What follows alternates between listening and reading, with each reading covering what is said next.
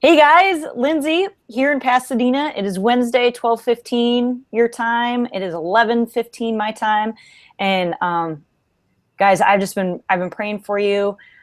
Even this morning, just thinking about the miles and the fundraising and all that you're doing. But moreover, I'm praying that you're just feeling God in your life, leading you, that He's close to you, and that things are just going well for you. So we're stoked that you're on the Hangout today, that we can dig in with Steve Spear. Just a quick couple announcements for you as we get started. Just reminders, big time calendar reminders. Your boost is coming soon. We had a bunch of people receive a $1,000 boost for 20 more kids to get clean water on July 1st. Guys, we have 21 people that are within shooting distance of boost for August 1st. And I know that some of you might not even be within that like little gap, but if you start asking and reaching out and praying and letting God lead, boost time is August 1st. Again, if you hit any of these levels, 1310, 3000, or 6000, you will receive this $1,000 boost on August 1st. So that's our second boost date. And then our final boost date is September 1st. So as you're thinking about fundraising and really maximizing your impact, let your donors know that if you can reach one of these levels by August 1, they're not just giving $50. Their donation is actually multiplied because of these boosts and the generosity of Vanguard Skin Specialists. So, and with that, guys, we got tons of people in Colorado shooting for our legacy goal to provide 200 kids with clean water sustainably for life. So if you are shooting for that goal, know that if you hit that goal, December 9th and 10th, we are doing a legacy getaway with Ashton and Brianne Eaton. These guys are on tap to potentially win gold in Rio. Ashton in the decathlon and his beautiful wife, Brianne, in the heptathlon. They are incredible people, hearts of gold, and they're chasing the gold in Rio, but they also have huge hearts for clean water and have been working with us with Team World Vision, and they want to encourage other people to go for big goals. So know that they're thinking about you and they're in your corner, and they hope to see you in December. So guys, if you have a legacy goal, this is an awesome opportunity to meet two potential gold medal winners. Then if you don't have a legacy goal and you want to get one, you can raise that goal right now. And if you hit that 10 grand by December, boom, you can be hanging out with us in Southern California.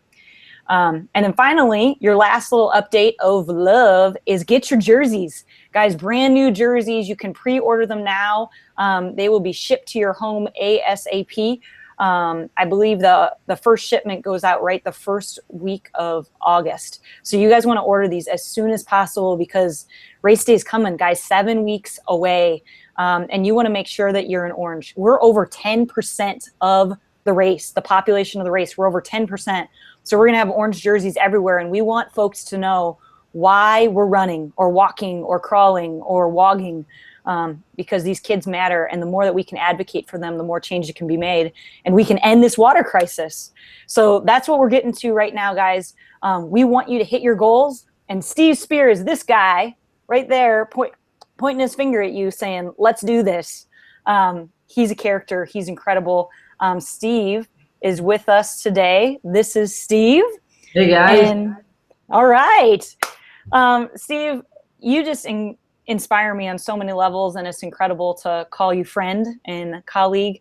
But I know you were a non-running pastor back in the day, just doing your thing, minding your own business, potentially trying to not run marathons or even around the block. And now, in 2013, you ran from LA to New York. You've raised over $500,000 for clean water in Kenya and all around the world. That $500,000 mark is probably way out of date now. But thanks for being with us to share your heart and some like real logistical, clear tips about how do we make a difference. But first and foremost, why the heck did you start running with Team World Vision, and why the heck do you keep doing this? Well, that's a good question, LDR. And hey, first of all, greetings to everybody in Colorado. You guys are amazing people.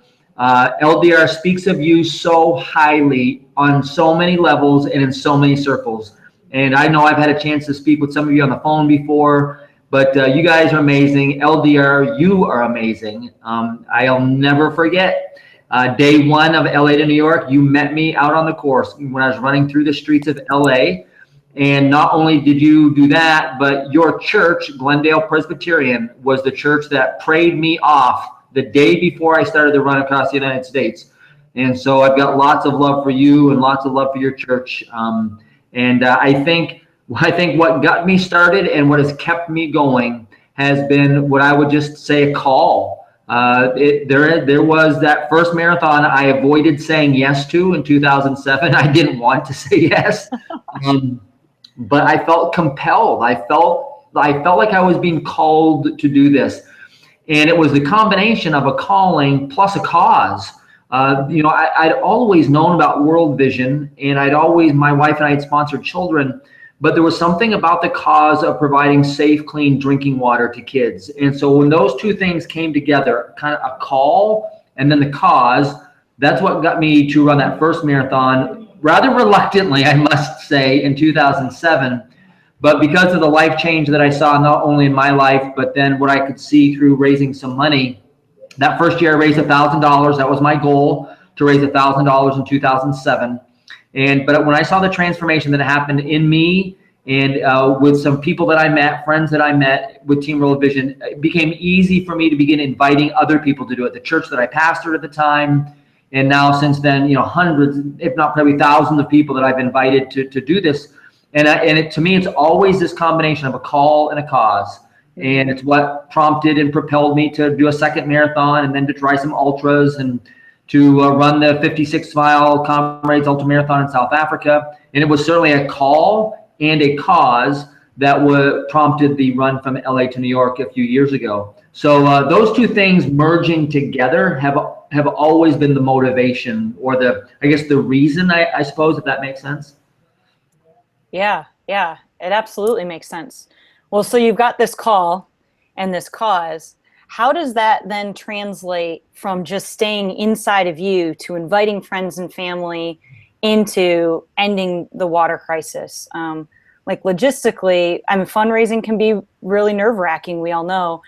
For you, what's maybe your special sauce, which has maybe changed over the years? So this is a big question. What's been your special sauce with fundraising so that this isn't just miles and it's not just money, but it's actual life change? Yeah. I think there's probably several things that probably make sense for me, Lindsay.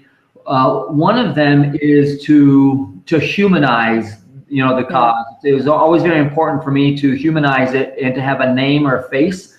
And early on, before, I've had the privilege of going to the field a few different times and seeing our work. But prior to that, I needed to watch videos that we provide really well through Team World Vision, where I could see pictures of children or images of children, or watch a video and get the name of a child. And all of a sudden, this big issue, the lack of clean drinking water in our world, which there's 665 million people who don't have it, but that's a big number. But if I could reduce it down to a face and a name that I could then get inside my own heart and my own head and then tell that story to people that I might be approaching to join me in my fundraising vision, then that helped. That's always been a main thing for me, to have a name, something to humanize. And another thing that's always important for me is I don't necessarily view it as I'm asking for money. We are all asking for donations from people that we know, friends or family or colleagues at work, what have you. But I more see it as there's a vision, there's a story that I've been called into out of fear, and and I'm inviting people into the story. I'm inviting people into a vision that I might have, and the vision usually has a number associated with it. If I'm trying to raise $5,000 or $10,000 or a couple $100,000, whatever it is, there's a vision. The vision has a number. It has a face. I can humanize it. And then I just tell the story and I invite people into that story. So that's, I guess, a perspective that's always helpful for me. Another part of my secret sauce is I make a list. I still do this to this day. Whenever I'm launching a new campaign, I make a list of the people who I can be approaching, and And, you know, I have one master list that I built over the years. I mean, literally my master list has, I think, 650 names on it. And I'll take that master list and then I'll go, okay, who do I ask for this campaign?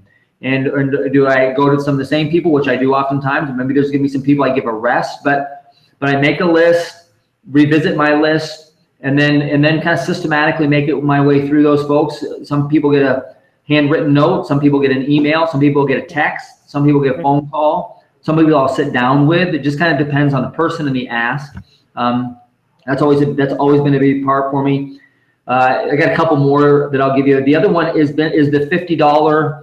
The $50, what we call the dollar handle with Team World Vision, with World Vision. You know, we of course, all you guys know this now. We're the largest non-governmental provider of clean drinking water on the planet, and $50 is all it takes to bring sustainable water to one person that lasts. $50. That is such a key thing to have, that I have to build into my thinking. So when I'm inviting somebody into my vision, I'm always saying, well, when I'm sitting down and talking with them, I go, I know that you're going to, I just make the assumption that they're going to bring clean water to one person with a $50 gift. I'm just making that assumption.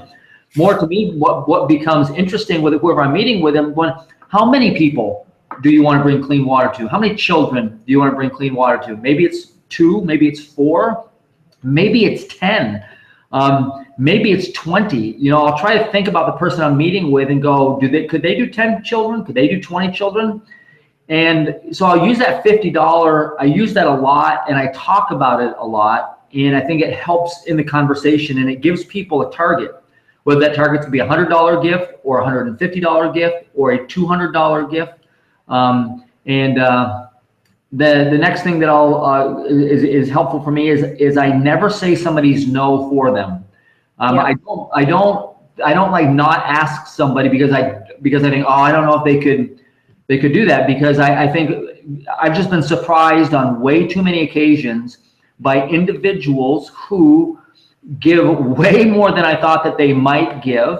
In my fundraising, career, I guess you could call that. 2 things have surprised me. There are some people who I think should give more and they don't, and I don't understand it, but that's okay. And then there are people who give way more than I ever thought they would give. And so I'm sort of left with this place where I'm just going to ask. I'm just going to be faithful in asking, faithful in putting the vision out there, and then allowing them to respond. There's like 4 or 5 different things there that I think, and I'll just work the system. I mean, those are my steps. There's not many of them. And then I just work the steps and just, in the same way that we put one foot in front of the other to run the miles that we're running, we have to be faithful to just a few key steps, one in front of the other in our fundraising. It doesn't have to be overly complicated or overly scientific. It really is just an authentic ask done in an authentic way. And I think people respond to that very, very favorably. Mm-hmm. Yeah, absolutely. And I think, so every week we end these calls with action steps, Steve. And last week was really know your vision, like know your goal, own it is your first action step. And your second action step last week was to make a list of everybody you know, every person that you know, like you said. And with this week's action steps, I think off of that are, like you said, think about the authentic ask for each person on your list. Yes. What's honoring to them. So as you go down that list, guys, of people that you know that you want to invite in, remember, you don't say no for them. But think about what's an honoring way to connect with them. If they're phone people, give them a call. If they're email people, I know some of my friends literally do not want a book of an email that I pour out my whole story. They don't. They want a one line. Hey guys, or hey Tim, let's say, I'm running again in New York this year, and it would mean the world to me if you would help support this cause. And, and I just like 2 lines and say, I'm going to follow up with a phone call next week. Or if you'd like to donate, go here. I mean, I have people that literally want it that quick. And then I have other people that they do want the cup of coffee or the phone call, and they want to hear the story and why I'm doing this and the vision, like Steve just said, giving them the vision of what they're being a part of. So guys, that's your action step for this week, is to look at that list that you created last week. and write next to their name, what's an authentic way that you can invite them in? Phone call, email, message. Do you want to write them a personal note? Steve, you gave us a lot of really good ideas. So with that, I mean, is there any closing thoughts or sentiment that you'd like to give these Colorado runners before you go?